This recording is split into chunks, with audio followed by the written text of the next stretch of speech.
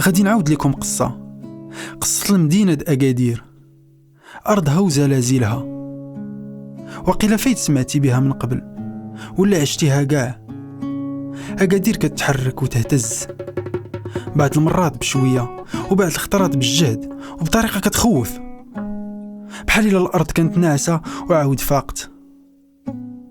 واش عارف باللي الأرض ما عمرها كتنعس؟ ولكن علاش كتحرك وعلاش بالضبط تحت أكادير؟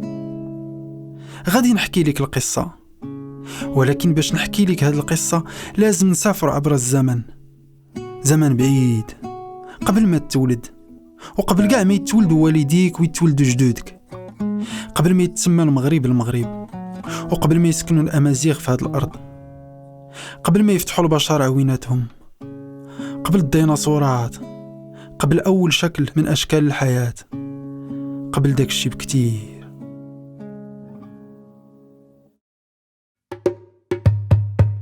في ديك الوقت يالله تولدت الأرض في العافية، الأرض كاملة بحال الدخان تاع بركان سخون وسائل، بحر العافية كبير وما عنده نهاية، وفيه كتحرك طيارات غير عادية فوق السطح ديالو وفي أعماقه.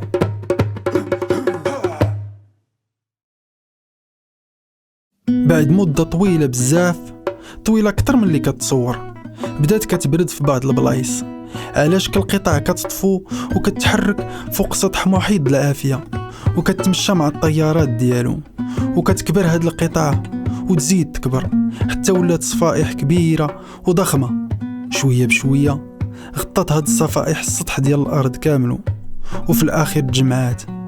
ولكن تحت الأرض محيط العافية والحركات ديالو المجهدة بقات متواصلة ومستمرة في تحريك هاد الصفائح، وحيت ما قدراش تزيد تكبر لقات راسها كتضغط على بعضياتها بقوة كبيرة، حتى بداو شي وحدين اللي صغار في السن وضعاف إلا قارناهم مع البقية كيتلواو وكيتطواو وكيتهرسوا ويطلعوا فوق الآخرين فين ما قاسوهم. هاد الحركات كلها هي اللي كتسبب في البراكين والزلازل والحفار الغارقة والجبال العالية، وكتنحت مناظر طبيعية وترسم الأراضي والبحور.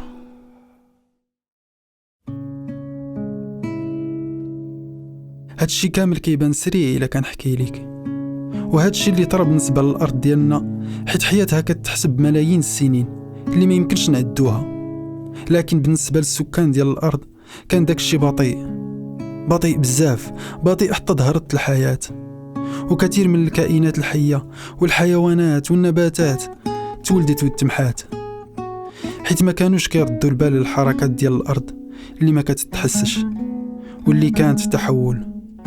تشكلات القارات والتمحات، تباعدات وتقاربات، البحور تكونوا وجفوا في خفقان منتظم، وكيمتدوا المسافات طويلة ما عندهاش نهاية وما زال مستمرة حتى اليوم.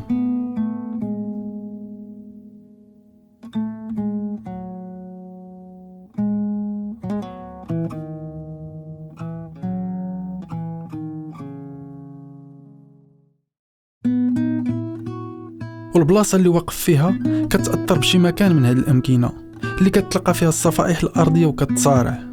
إفريقيا وأوروبا كيضغطوا على بعضياتهم تحت المحيط بالقوة اللي ما يمكنش تصورها، وحتى وحدة ما بغاش تحنا، والضغط قوي لدرجة أن على كل جانب اللي بعيد بزاف تشكلت طيات هائلة، جبولة الأطلس اللي كتعرفها وجبولة الألب في الجانب الآخر. على كل جانب ديال هاد الطيات كتبان شقوق عملاقة تقول بحال أفاعي كتخرج من أعماق الأرض، وكل ما تزاد الضغط بين الصفائح الأرضية تزاد الحركة القطع اللي منفصلة، كتدفع أجزاء من الصخور للفوق، في حين كينخافضوا الآخرين باش يخفوا الضغط.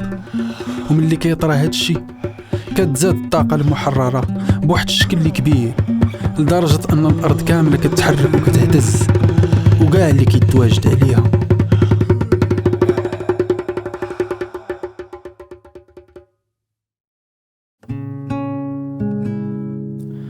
مدينة أكادير كتمدد بقرب من 3 ديال التشققات كتخرج من الأعماق الأرض وكتحرك وكتهتز بكثرة، وبعض المرات بشدة كبيرة بزاف، حتى واحد ما كان كيعرف داك الشي ملي تبنات المدينة. مع مرور الوقت وبدون شك نسينا الهزات السابقة، وقيلا ما بقاوش اللي كانوا شاهدين عليها. الناس كينساو شوية بشوية وكيعاودوا يبنيو الديور في البلايص اللي كانت تهدمات شحال هادي. وفي الوقت اللي كينساو فيه الناس، الأرض ديما كتحرك شوية بشوية وما عمرها وقفات. وملي كينساو الناس باستمرار غادي تتحرك وتهتز مرة أخرى.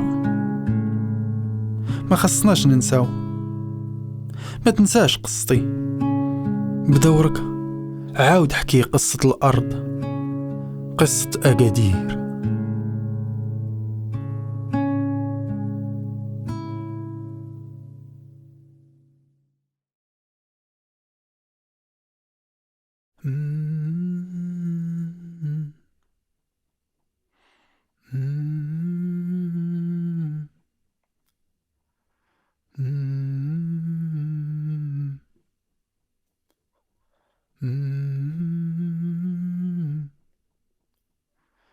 نيني يا مومو حتى يطيب عشانا، إلى ما طاب عشانا يطيب عشا جيراننا. نيني يا مومو حتى يطيب عشانا، إلى ما طاب عشانا يطيب عشا جيراننا.